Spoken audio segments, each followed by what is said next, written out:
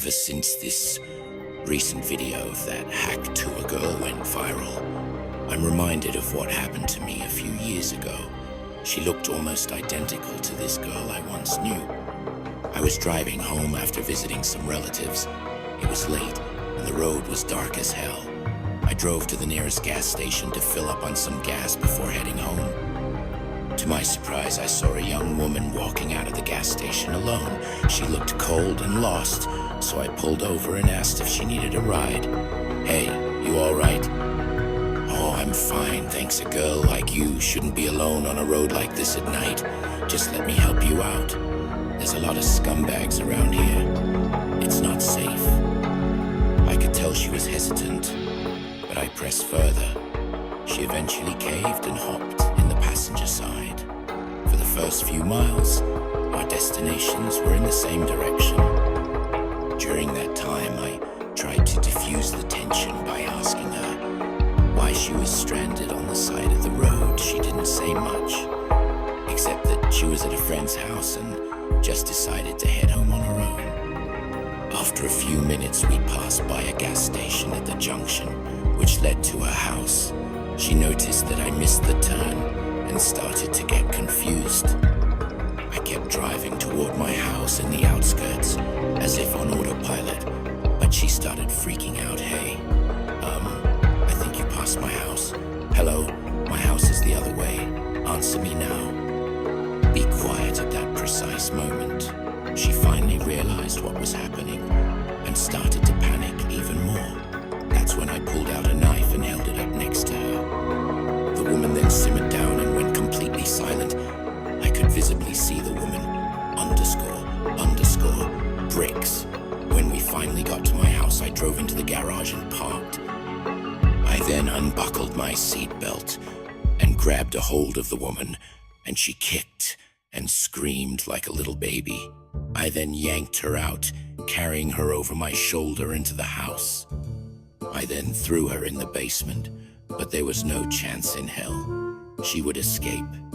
The basement was a soundproof bare and a concrete block, except for a few basic amenities prepared for such an occasion. I didn't chain her up, though. I just kept her in there and out-wrestled her whenever I needed something for a few euphoric evenings. I had it my way. She was always resistant, but a few genuine threats always made things easier. Then one night when I went down to check on her, she seemed different. "Oh, poor little thing, don't be sad, I'm going to let you free someday. Right, just not today. I'm sorry I had to do this to you. I really am. It's just been way too hard to get a girl to stay with me, so I had to steal the company of a girl like you from the world just for a little while. Look, it's not all bad. I can provide for you. I'll keep you safe. I just want one little thing from you. Who take it easy. Don't make me hurt you. I don't want to, but I will. You're not going to hurt me because you know what I want." "Oh, really? And what's that?" "The same thing that makes all men go crazy. H to the one thing we haven't done yet. You know what I'm talking about." "Well, if you say so. But, could you just tone it down a little with all the creepy stuff you're doing? It's kind of taking me out of it." "Don't worry. It's all a part of the fun." "Okay, then here we go." "Get off. Let me go, you son of __ no stop. Please, please." "Shh." Left me there in a pool of my own blood, grasping for my manhood in agony, but it wasn't there anymore. It was on the ground. She tricked me into letting my guard down. I should have known she was up to something. Afterwards, she managed to escape from the house, then ran down the road wailing like a banshee, banging on people's doors in complete hysterics. Until she eventually barged into the local Waffle House there. The staff called the police. Hours later, I was arrested, on the verge of bleeding out at the hospital.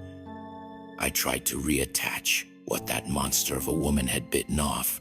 Because of how jagged the wound was, there was nothing they could do now. You got nothing left there but a stump with a hole in it.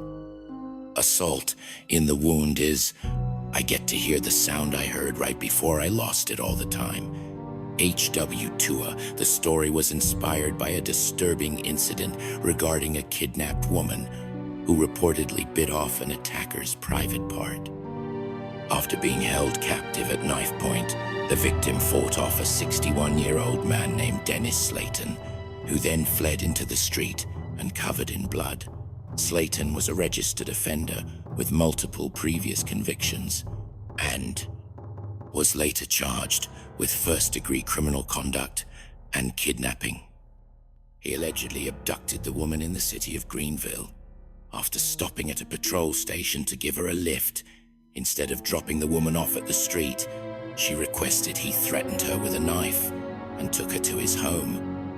After forcing the woman into his house, the victim eventually fought off Slaton, severing his you-know-what, and used his knife as self-defense before fleeing his house. Jacqueline Fair, who lives across the road from Slaton, said the woman he allegedly attacked had banged desperately on her front door on the night of the alleged kidnapping. However, Jacqueline was too scared to open the door. Police said the woman had continued running down the road, knocking on doors before reaching a Waffle House half a mile away, where staff gave her clothes and called 911. Slaton was found at home covered in blood, taken to a hospital where he underwent surgery, and then later was arrested and charged. He has since been released on bail.